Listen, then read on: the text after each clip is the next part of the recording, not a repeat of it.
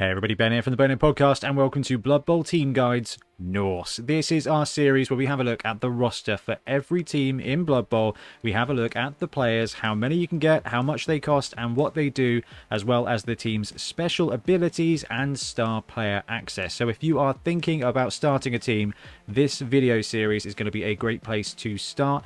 Then we've got tons of other videos for all of the teams as well. Starting rosters for League, tournament rosters, formations and setups, as well as basically player development guides and your Blood Bowl dream teams as well. But anyway, let's move on to Norse.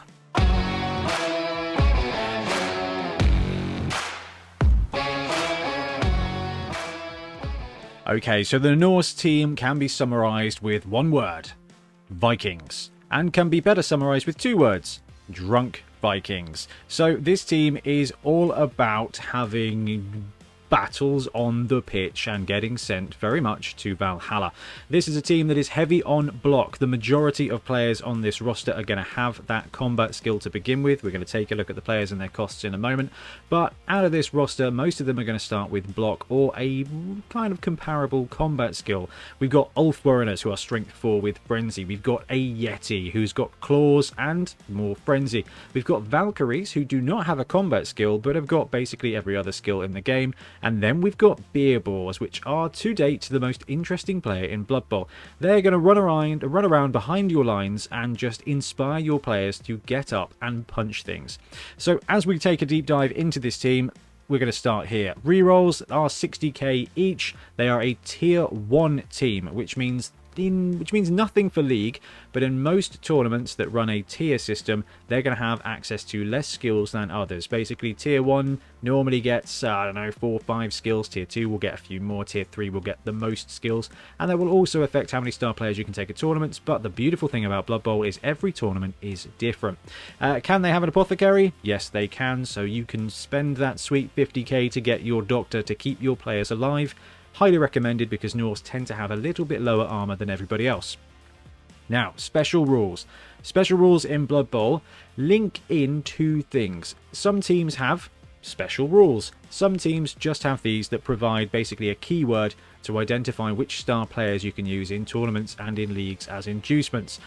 So, Norse in this edition have the Old World Classic ability, which means they get access to the same star players as humans, Imperial Nobility, and things like that. But they also get access to the Favoured Of keyword. Now they can take Favoured Of Undivided or Favoured Of Khorne. Now technically that means nothing right now. What it does mean is that because they've got the Favoured Of ... ability, they get access to all of the Chaos star players. So we'll look at star players at the end of the video to see who these guys can get. If you're thinking about running them in a league and you need some support, or you're going to a tournament, they get Griff and they get Hackflem.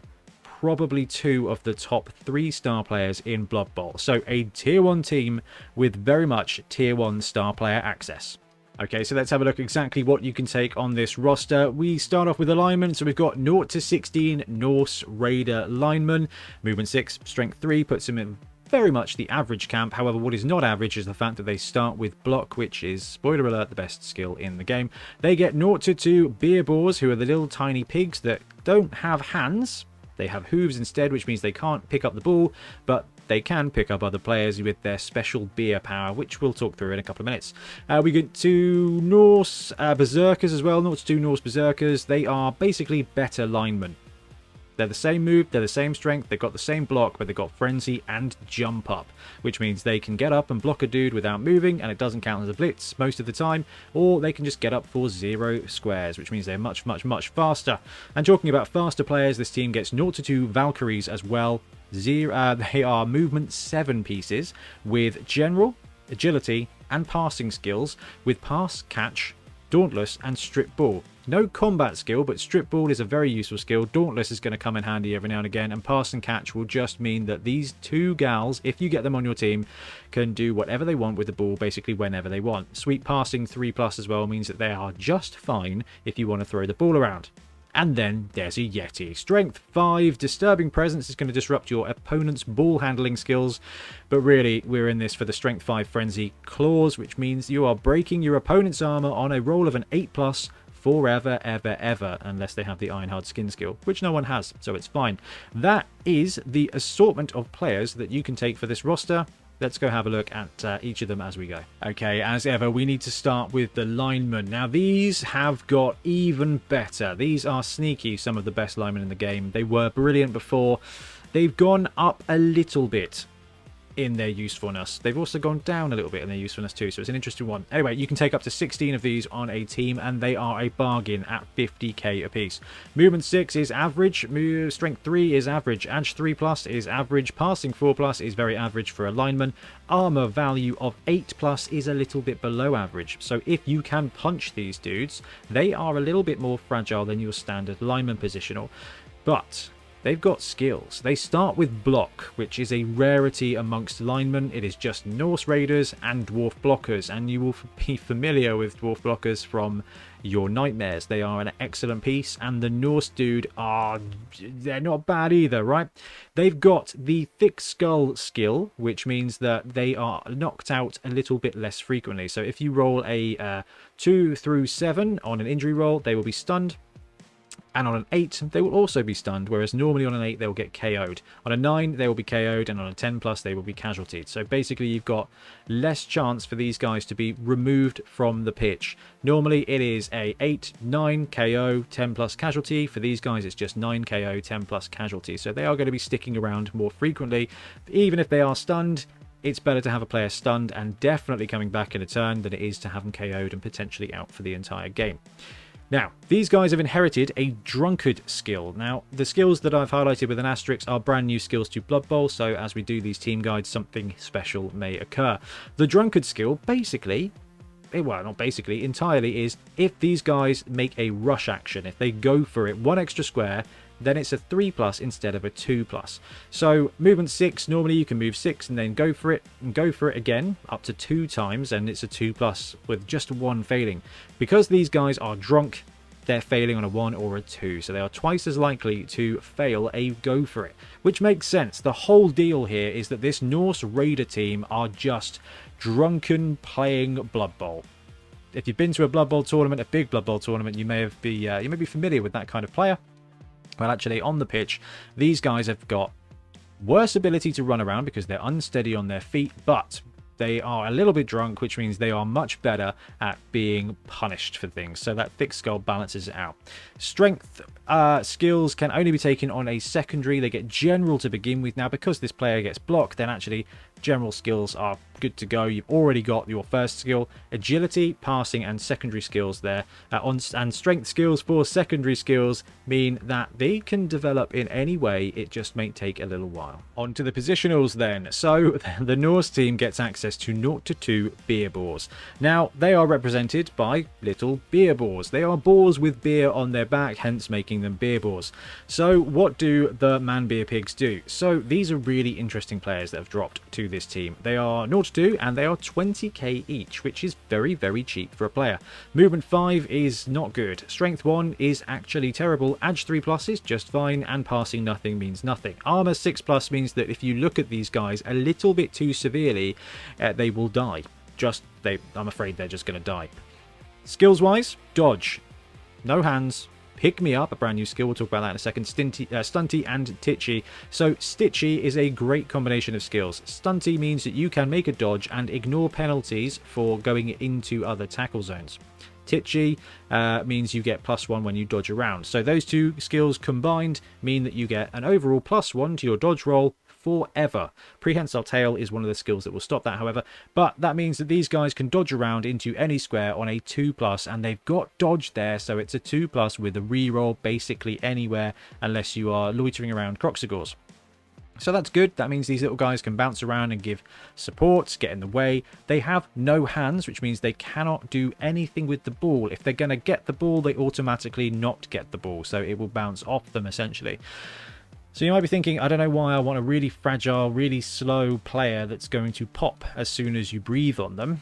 They can't even handle the ball, but what they can do is foul, so don't forget that.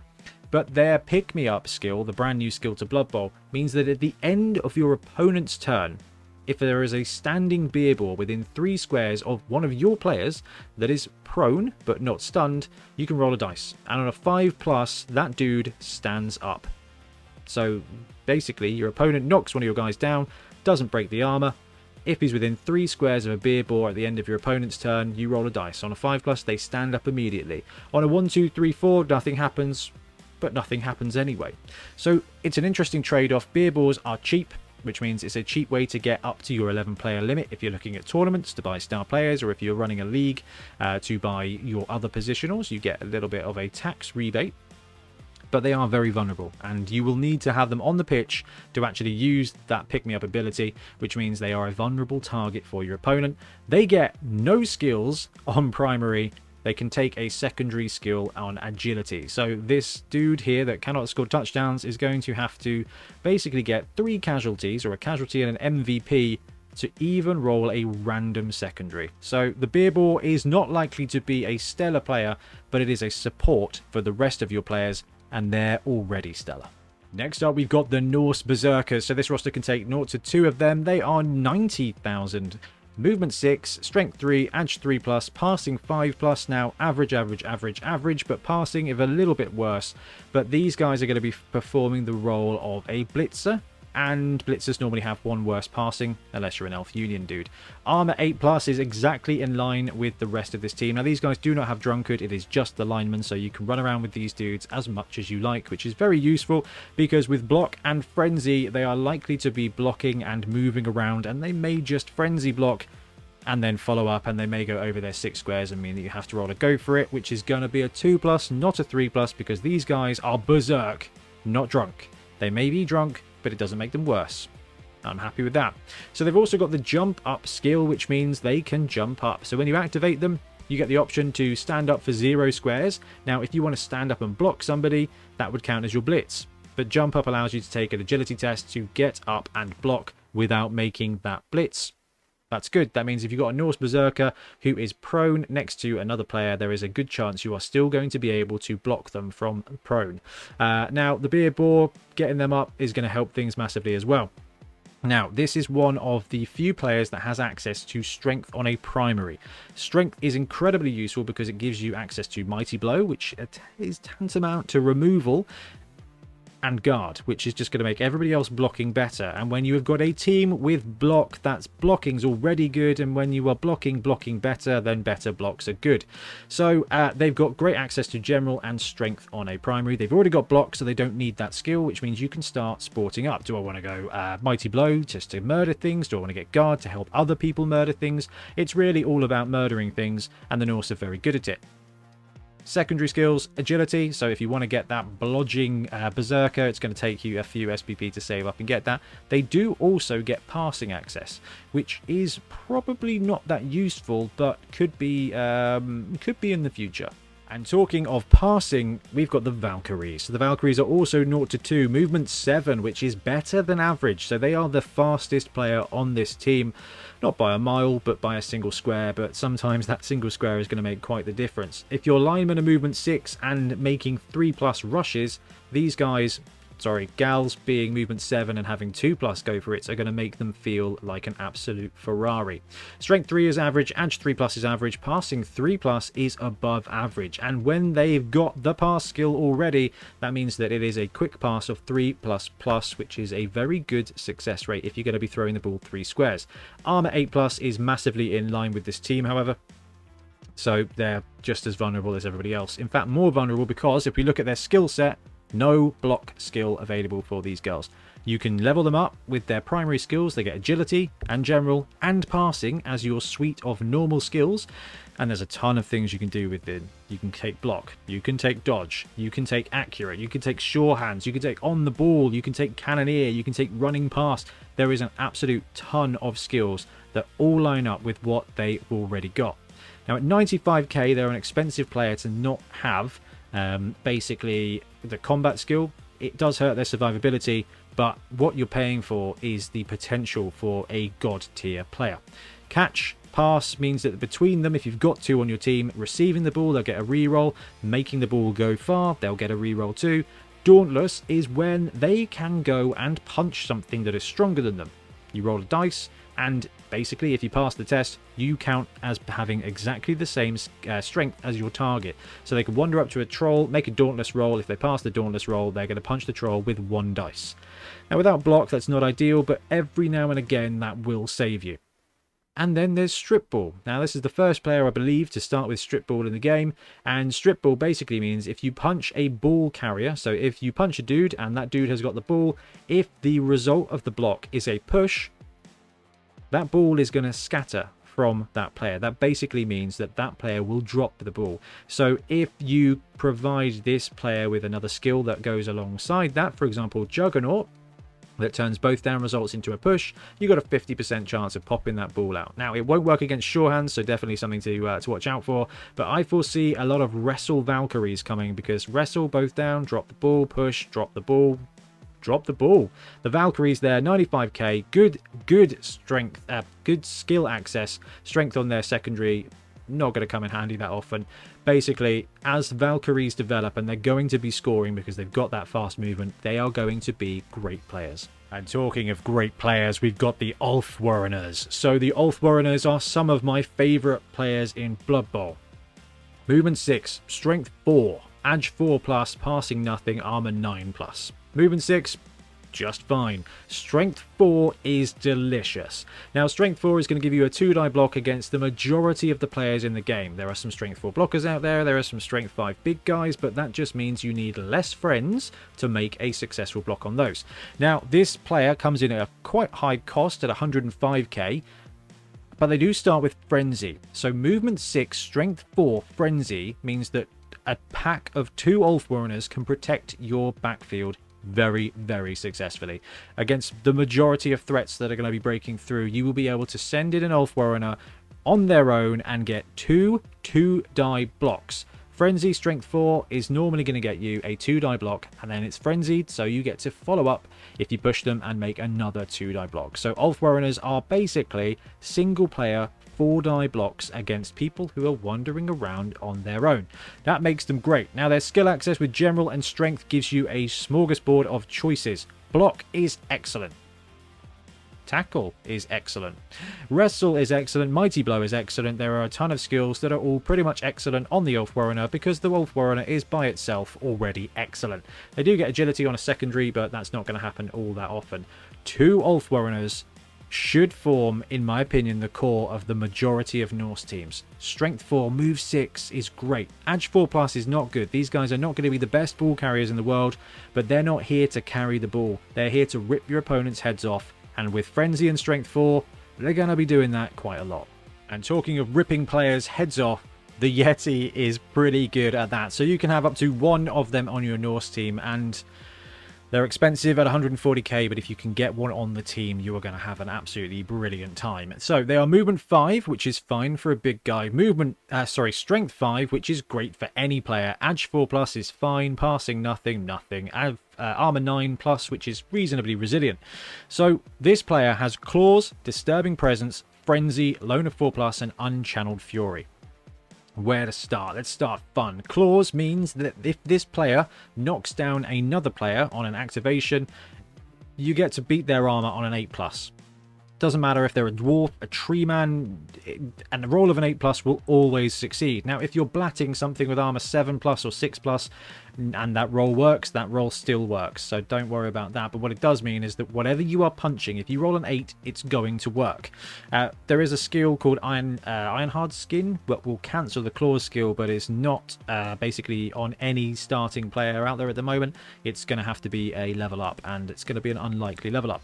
Disturbing Presence is going to give your opponent it's going to give them negatives to handling the ball within 3 squares of the Yeti. So having that Yeti in the center of your line is going to create a nice bubble that just makes it a little bit more difficult for your opponent to pick up or hand off the ball. Frenzy is going to give you the best ability to just punch things. Strength 5 Frenzy should give you a solid chance at 2 dice followed up by another 2 dice. And when you've got a player like this that's this strong with Claws, you want to be powering down people, because that Claw ability is just going to mean that if they do go down, you are more likely to keep them down. At strength 5, only a couple of assists on the way to a 3-die block, and when you're frenzy, that takes your 4-die block to a 6-die block, and when you're throwing 6 dice at the opponent, it's going to go really well for you. Now, Loner 4+ means that if you want to use a reroll, you're going to have to roll that 4+ before you do so. So the Yeti, with Frenzy and Loner, can get you into trouble sometimes, so be aware. But that is the curse of the big guy. And Unchanneled Fury means that if you want to do anything with this Yeti that does not involve trying to murder someone, you're going to have to roll a 4+ for that as well. So if you want to get up and wander around with the Yeti, you're going to have to roll that 4+. If you want to block or blitz, however, it's only a 2+, and if you fail, the Yeti just stands there screaming into the sky angrily. Again, not a bad situation. The Yeti is an absolute tank. This roster can be so strong. 2 Ulfs with Frenzy, the Yeti with Frenzy and Claws, and the rest of the team made up of dudes with probably block. It's a seriously combat-heavy team with strength as well, and it's awesome.